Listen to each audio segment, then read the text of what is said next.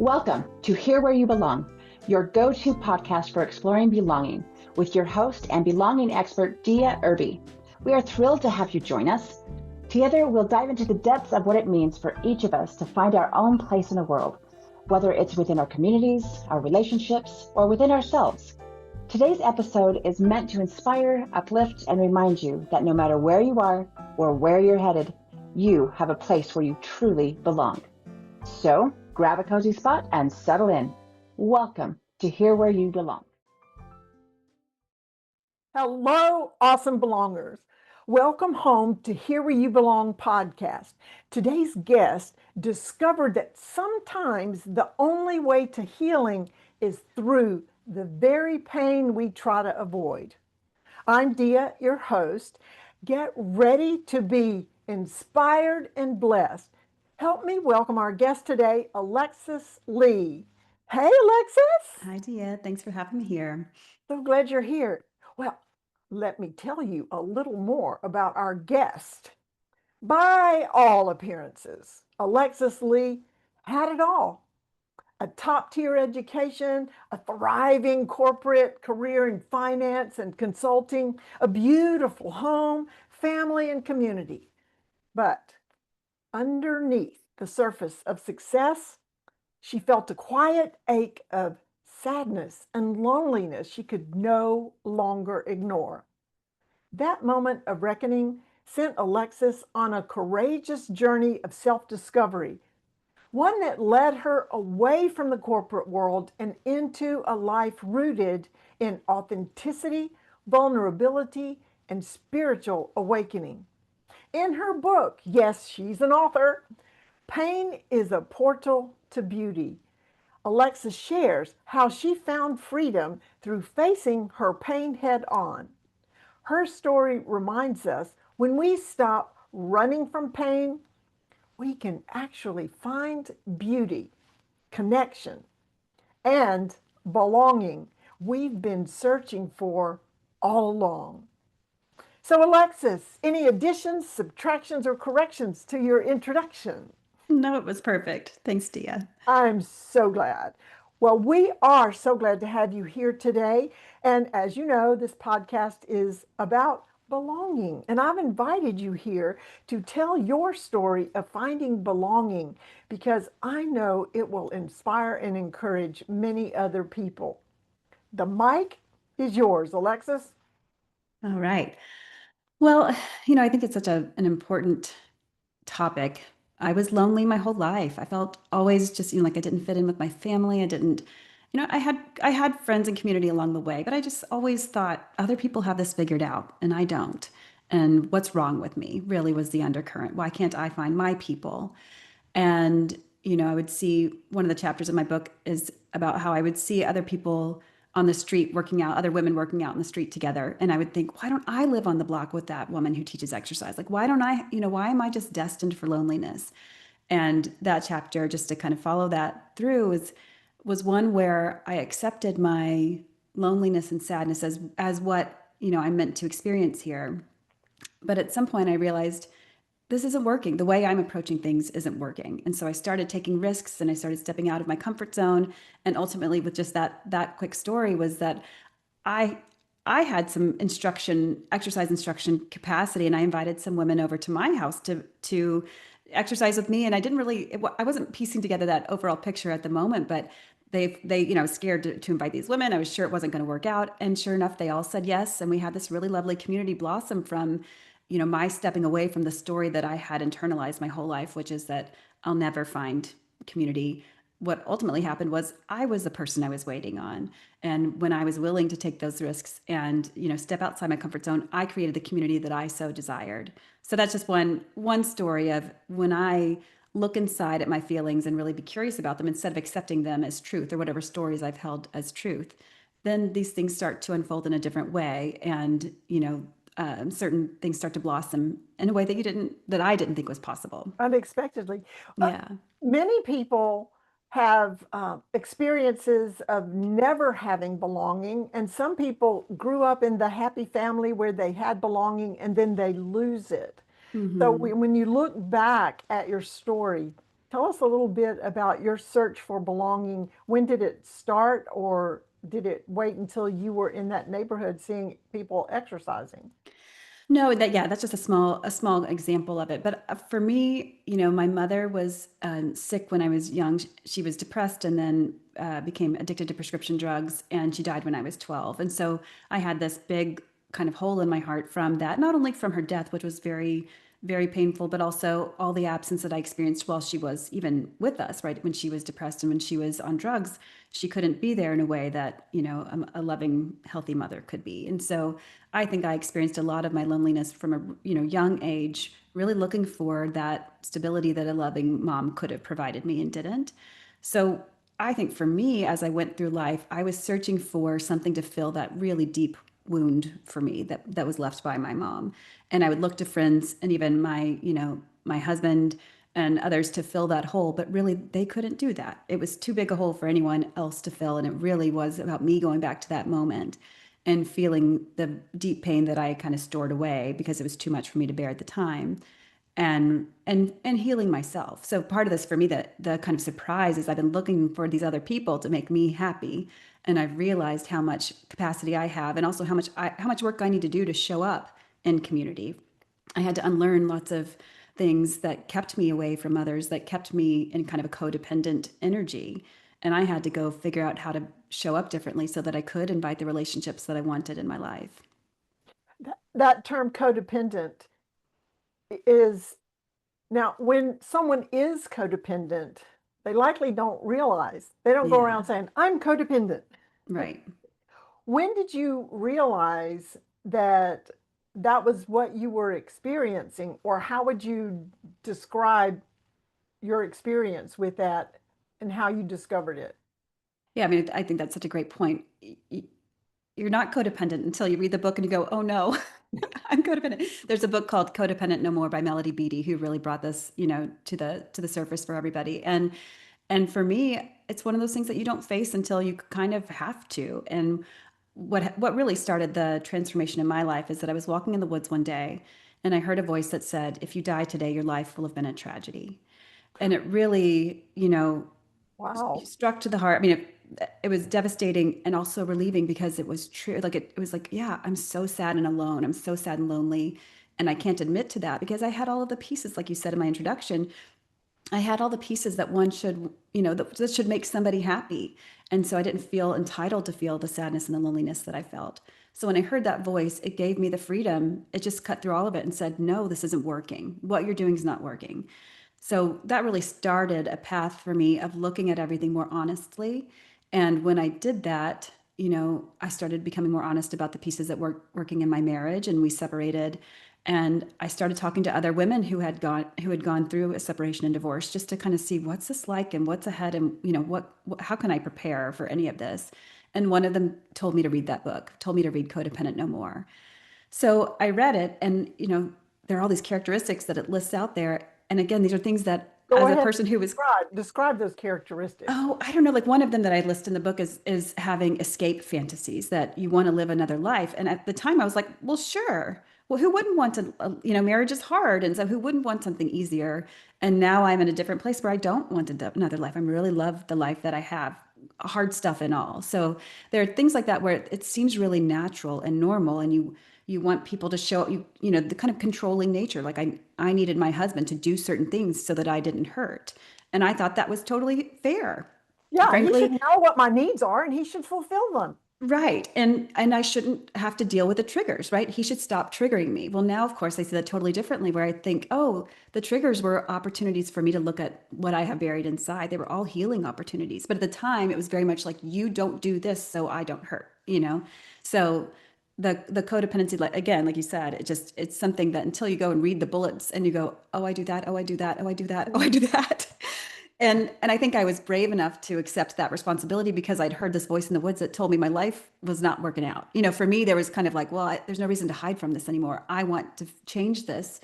And the real reason I wanted to change it was that I have a son, and I wanted a better life for me, but I also needed to change our family's legacy so he had hope for a joyful life. So for me, it was kind of like, okay, whatever I need to do, I'm going to do it. And I'll get honest about everything and see how I can start to make these changes. That's a very brave thing to get honest with yourself. And yeah, when uh, could you describe codependency, a definition of it in like one sentence? Probably not. But I can try to point out the ones that were kind of my deal. One that I mentioned was that I demanded change of my partner, of my ex-husband. He needed to be a different way for me. So that is something that, the opposite of that would be that I don't need anybody to do anything for me because I'm fully responsible for myself. And with that responsibility comes, that comes from a place of I trust myself and I can keep myself safe, right? It's not just you know, you're stuck high and dry and nobody's going to help you. It's that you have the power inside yourself to help, take care of your own needs. And if somebody triggers me, I now have the capacity to be curious about those triggers and to take care of myself, to go inward and feel those emotions and come out the other side with more understanding. So it really is demanding that other people be a certain way. And another big piece of it is rescuing other people. So it's taking responsibility for other people. So I would go step in when my ex-husband didn't show up in a certain way that I wanted him to, or that we had agreed to. I'd go rescue him. And then of course what happens after rescuing is that you become resentful. So it's this, I think they kind of talk about this triangle of codependency where you kind Mhm. of you go through these pieces and a lot of people are rescuing others, and at some point you get real tired of rescuing other people, and your body starts to give out. There are all sorts of things that can happen in your life to go, this is not working out, and that really is very hard to come back from in a relationship because you've built this for so long, this kind of resentment and rescuing cycle. I think you've done a good job of that.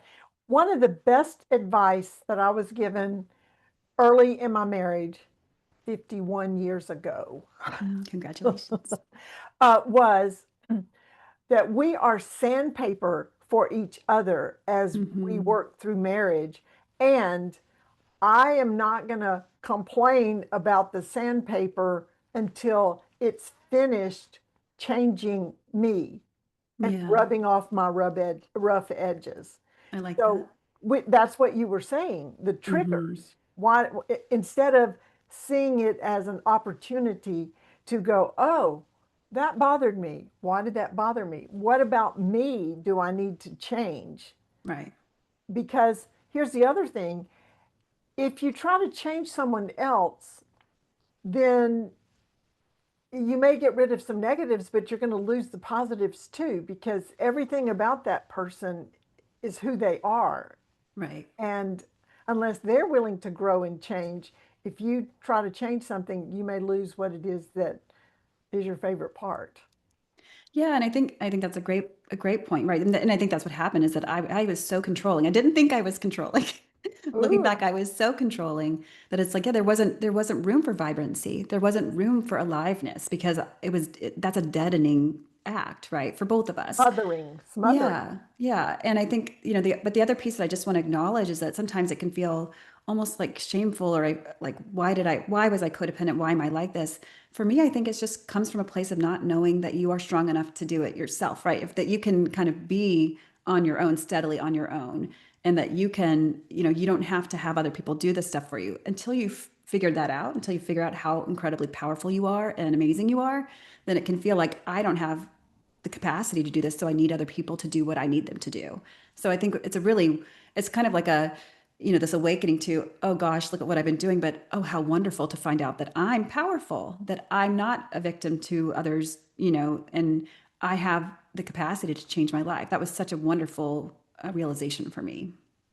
Yes, in all of the talking with all the people on all the episodes, plus what I think about belonging is the very foundational, essential first part of being able to belong anywhere is belonging to yourself Yeah, and accepting yourself and respecting that you are amazing, yeah, that you are created with your specific gifts and abilities and talents. You've been given specific experiences so that only you can deliver a message to the world that there is at least one, but probably multiple people that need you, that need yeah. your message, that need to hear from you, that need to, what? Read your book. that only you could write. Nobody else could write your book because you're telling your story, and each one of us have our own story, and our story is here for someone else to read and grow and learn and be inspired by. Mm-hmm.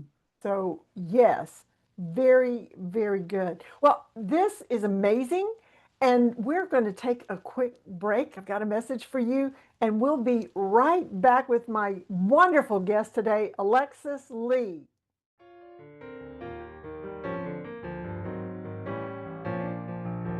Hey there!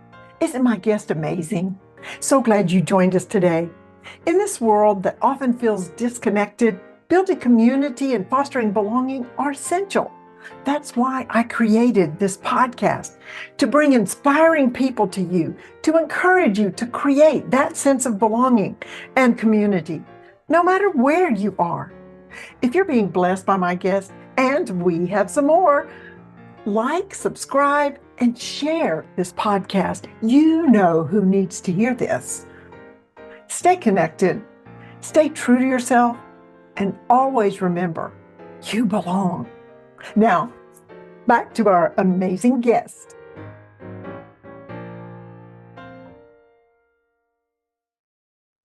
And we're back with my awesome guest, Alexis Leigh. And as you know, if you've heard or watched any of the episodes, I have my 3 favorite questions I ask every guest. First question up, Alexis, what do you consider is your greatest accomplishment? Well, I think it is feeling brave enough to go back and feel the pain that I couldn't when I was a kid. I stored that away because it was so hard, and it started really messing up my life as an adult. So as we talked about, it was time to look at it, and it's been incredibly difficult. And I feel so proud and so grateful that I have been able to do it. I mean, just like we were just talking about how powerful we are, it helps me realize, oh, I can do this, and everyone can, right? When you realize your own power, you realize it in others. But for me, it is such a profound gratitude for the capacity to look at things that feel so painful and maybe like they're too much, but they're not. We can get through it. Well, that is an amazing accomplishment. Did you think, I mean, when you had pain, you lost your mom when you were 12, Mm-hmm. and she started being sick when you were obviously younger, maybe Right. 9 or Yeah, maybe 8 or 9. 8 or 9. Did you think that, uh, like, did you just stuff that and Yeah. decide that, well, this was my life, this is how it's going to be, I'm not going to be in pain, I'm just going to bull forward, and I'm going to go get my college degree, I'm going to get married, I'm going to do all the things? And uh, was it just buried so much that you didn't even know it was there? Do you just finally Yeah. had that walk in the woods where you realized it was there? Right. I mean, there was a moment. I mean, I think along the way, I probably was storing some things. I mean, this is our body naturally does this for us. It's a really beautiful thing that our body cuts us off from pain when it's too much. So I think there were along the way, as my mother was sick and at home, I was probably doing this some when I wasn't being neglected, and when I was having abandonment stuff, even while she was still alive. But so she went to rehab when I was 11, and we went to visit her. And when we left, there was something in my body that knew that she's not coming back. And so my body just cut off the pain. It was definitely not a conscious decision. I was 11 years old, right? Like I couldn't have been like, oh, this is going to be too much for me. I better there was no consciousness to it. It was just Right. my body taking care of me, saying, we're not going to survive this. So I'm going to pack this away, and someday you will be prompted to rediscover it. So I packed it away. And what happened though is that then it's a numbing, right? It cut me off from that pain. So it also cut me off from the goodness. And so this was the tragedy of my life, was that as long as I was still in that place where I didn't know about this pain, but as long as it was buried and these parts of me were asleep, I wasn't going to realize that I was a writer and a singer and a dancer, and all these parts of myself had gone to sleep with the pain, right? You can't keep the good and numb the pain. Everything goes. So for Mm. me, there was the voice in the woods was really the starting point to say, it's time. It's time to go figure out what happened here. It's time to start digging this up. And I didn't even know why, but I knew at that point I needed to start looking at my childhood. There was no, again, it wasn't I don't know how I knew. I just knew it's time to start digging in and seeing what I can figure out that happened to me. So how old were you when that realization came? 38. So from 11 to 38. So Hmm. it's not too late to wake up. Right. Um, Here's the thing. If we have things we've hidden, they're hidden.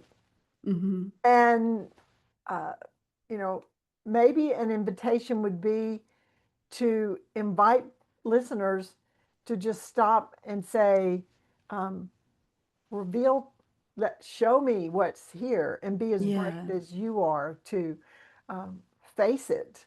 To Yeah. To start to be curious. be curious. I like that. Invite you to be curious. So tell us more about the singing and dancing and writing that you Yeah. discovered.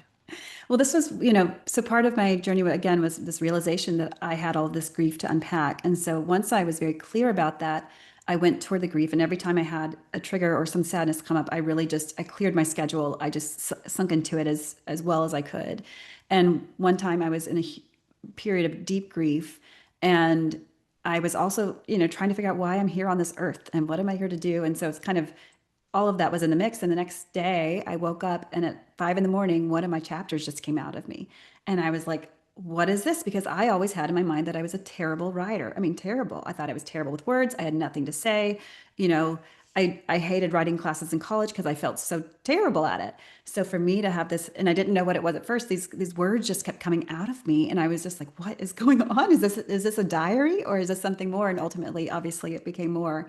So it was just such a delightful discovery after thinking something about myself for so long, awakening this writer in me that had been asleep for these, nearly 3 decades was really such an incredible discovery.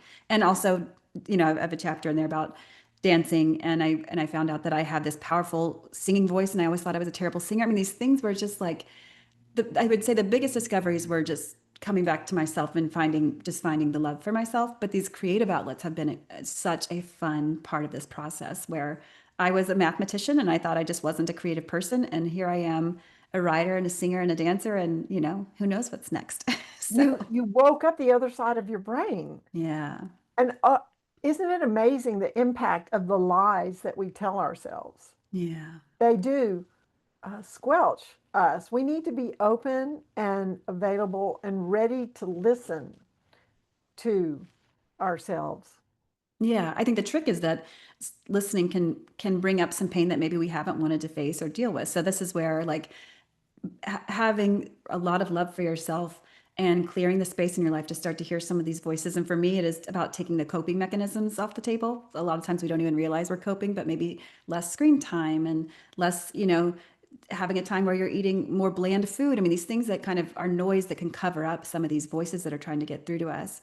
If we can find that quiet and start to listen, we might find some stuff that's not comfortable. There's a reason why we avoid it, right? I mean, it makes sense that we're avoiding things that are not comfortable. But Right. having the support around you that you need and just taking bite-sized pieces, I mean, whatever you get to do this as you're ready. But if you're willing to do it, you find such incredible things along the way that you'll be so glad you did. That's a good tactics advice to just make yourself find time to just Hmm. sit Right. and be still and not fill your mind with, I don't know, screen time or listening to something or watching something or busy eating, whatever. Yeah. Just, be still with yourself and see what you hear. Yeah, but again, we're going to do it if we want to do it, right? And for me, I had a voice that told me my life was a tragedy, so I was ready to look at everything. That's And motivating. for other people, if you're pretty happy, then you're not going to do it, and that's okay, right? If there's something that bugs you and bugs you and bugs you, and you're tired of it, and you want something to shift, then you might be ready to start looking at some things. So we're all, it's like it's okay to do exactly what you're ready to do, exactly what you want to do. And Mm. for those of us who are in crisis, like I was, it was time to rip off the band-aid, rip off the band-aid and look at everything. And for others who want to take it, more slowly, they can do that too. It's all okay. But speaking of writing, it's a pretty good accomplishment that you published a book. Yeah. And I know one chapter just came out of you. Did the rest of it just flow out, or was It it was, arduous yes. work? No, it was wonderful. I mean, it was arduous work in the sense that it just gave me the chance over and over to see what else I needed to release. So it's kind of like, I need this book to be important. Well, that cuts off the creative juice immediately. So it's kind of like, like I'd have these needs of, and of course, if you go really to the deepest level of why do I need it to be important? Because I need to know that I was lovable, right there. I mean, it goes back to my childhood stuff, all of it. But there's, it was so much when I could release the pieces that were in the way, it was all flow. And it was hundreds of thousands of words that I then whittled down into less than 40,000 words. But for me, it was such a beautiful process because it came It through was me. I got to kind of watch it. it was therapy. Yeah, Yes. it was. It was. Were you a different person? Or this is kind of probably rhetorical. From the beginning, when you decided, oh wait, I think I can. When that first chapter came, is that when you decided, I think I'm going to write a book? Mm-mm. No. When did you decide I'm going to write a book? Or when Well, you already poured it out? yeah, it just again, it was just a process of flow. So I kept finding this inspiration and these words just kept coming out of me. And so when I got enough words, I thought, what is this? Is this my diary, like I said, or is this something, is this the start of a book? So I sent it to an editor and she was like, this is fantastic. Absolutely, this is a book. So for me, having that reflection was really helpful to know, okay, then it makes sense to continue on this path and see what this can become. But every time I tried to do, if you go online and you and you look at how to write a book, it's like, okay, make an outline and what do you want to say? And that just wasn't my process. My process was fully things came through me, and then I looked at what came through me and I made sense of it. I tied pieces together. But even the last sentence of my epilogue, it just wasn't coming to me. It wasn't coming to me. And so I just sat with it and let it. And I just sat with the anxiety. I was like, oh, Alexis feels anxiety about this last sentence. Oh, Alexis still doesn't know what to say. I just kind of let it be. And then the next morning I woke up and it came out of me and it was like it was being revealed to me as I typed it. And the sentence is something like, something within me is saying, you better hold on, Lex. We're just getting started. And so I saw that being typed out and I was like, oh my gosh, what an exciting Exciting. revelation. So for me, it really was a process of flow as people talk about this. It wasn't my brain saying, this is what, I want to say. It was all something that came through me. And then I did my best to tie it together. Yeah, well, I say you need to just kind of throw up on the page and go back and Yeah. clean it up. But Yeah. yeah, I mean, writing is rewriting. So once you got it out, I'm sure it had to be edited, Oh, brains tons. out. Yes. Yeah. So the process took you from when you decided, wait, this is a book, till publication. How long was that? That was about 18 months. That's great. Yeah. Yeah. Yeah, and Well, it was so much fun. I mean, working with the editors who, like you were saying, you kind of have these words on a page and then you go back and make sense of them. But also the editors would point out things to me and say, I'm not seeing how you're getting from this place to this place, or can you slow down here and tell me more about this? And it was something that I hadn't unpacked yet. Like it was their reflections. It's almost like they were my therapist. Their reflections were helping me see where I had more healing and understanding to gain. So it was really a lovely process. well, I think if someone is wondering um, where they are, that, and even if you think you're not a writer, that it's great therapy to just put it out there and Yeah. and then go back and read it. Yeah. Right. I mean, there's so many times I produce something and I go back and either I'm listening to it or I'm reading it and I'm going, oh, wow, I didn't know I knew that, like, or I can understand it on a deeper level. Like those reflections are Right. really helpful. Well, it sounds like you were writing from your heart, not your Yeah. head, and that's Right. what makes your book so powerful Yeah. because you can really connect with the reader. Hmm. Second question, what makes you feel like you belong? Well, I mean, I think we've talked about this, throughout today. For me, I was always looking for that belonging with others, but I hadn't come back to myself. I hadn't unpacked this grief. I wasn't in my body. And so as I have unpacked the pain of my childhood, I've been able to come back into my body in a way that I didn't know was possible. And then I just feel so much peace where, oh, I'm okay anywhere that I am. And certainly being in my body helps me be the most authentic version of myself, right? When I'm ignoring my pain, when I'm hiding that away, then it's not an authentic version of me because part of me is numbed and hidden, right? And the other part is trying to cover up for it or get by as well as I can. So when I am fully open to whatever my experience is, whether it's painful or joyful or whatever, then I can be authentically myself. That alone feels incredible and is kind of the belonging that I think I longed for so long, but it also lets me show up differently with other people, right? When I cut these ties of codependency, when I'm not needing to control someone else or rescue someone else, and I can just show up as myself, comfortable in my body, then I can really enjoy other people in a way that I never could before. I don't need something from them so desperately, so I can just show up in kind of an open, loving way, and I can accept the gifts that they have, and we can just be together. Well, so you belong wherever you are because you're with you. Yeah, right, right. Wherever I go, there I am, and I Hmm. belong. Yes. Third question. What is your favorite quote? Okay. Well, I don't have a favorite. I have many that I love. But one that we had talked about before was one and I don't know the name of the person who said this. Is not on my mind right now, but um, the quote is not always so. It's And it by just, Shunryu Suzuki. I okay. can understand why you don't remember that. Yeah, I know. I was like, I also don't know how to pronounce it. Suzuki, we got. Um, and I first read of this quote. Jack Cornfield has a book called After the Ecstasy, The Laundry. And really it's a kind of story or many stories compiled about how you have a spiritual awakening or you have a glimpse of truth and love and these really beautiful pieces, but then you go back into your human life where you have to figure out how to kind of find it again. And for me, that has been having these visions of what is love and what is truth, and then I have to go unpack this pain so I can embody that more. I can be in my body with that love. So anyway, this quote was in that book, Not Always So, and it just helps me remember, sometimes and it's from a certain vantage point, something feels totally true. There's no other way to look at it. And then 2 years later, when I've had some growth, I see it differently and I go, oh, I mean, I understand why I thought that way, but now I see it differently. There's kind of this dimensionality that you gain as you continue on your, spiritual path where I can hold things again really tightly, but really letting that go and letting things change and shift and your understanding change and shift, it feels more honest and frankly relieving, right? I can just let things be as they are. I think it also reminds us, I like this a lot, to be in the moment. Yeah. Is this moment, the one we just had, is never going to be back. Right. So it's not always so. It was, Right. but it's not here. So being reminded to be in the moment and Right. stop and appreciate. The preciousness. Yeah. Yes, right. Not I like that. always so. That's a good reminder. Wow.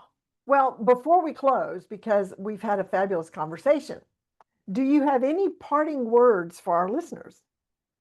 Well, for anybody who's interested, my website is alexisleigh.com and my book is Pain is a Portal to Beauty. And there's the audiobook and ebook and all the versions. But I would just really, wish for anybody who maybe feels stuck to find a little bit of courage to look at whether they're coping, whether they can find some quiet and start to listen to some of these voices. These voices are just young parts of ourselves who need to be seen for what we went through. So to find a little bit of time to be really sweet to those parts, then things will start to shift. And I wish people that courage. Oh, yes. Have the courage. Yes, it's a proud accomplishment to be brave and to Yeah. face it. To our amazing guest, thank you, Alexis. It's been wonderful. And to our listeners, belongers, stay connected, stay true to yourself, and always remember you belong. This is Dia Irby with Here Where You Belong podcast, signing off. Bye now.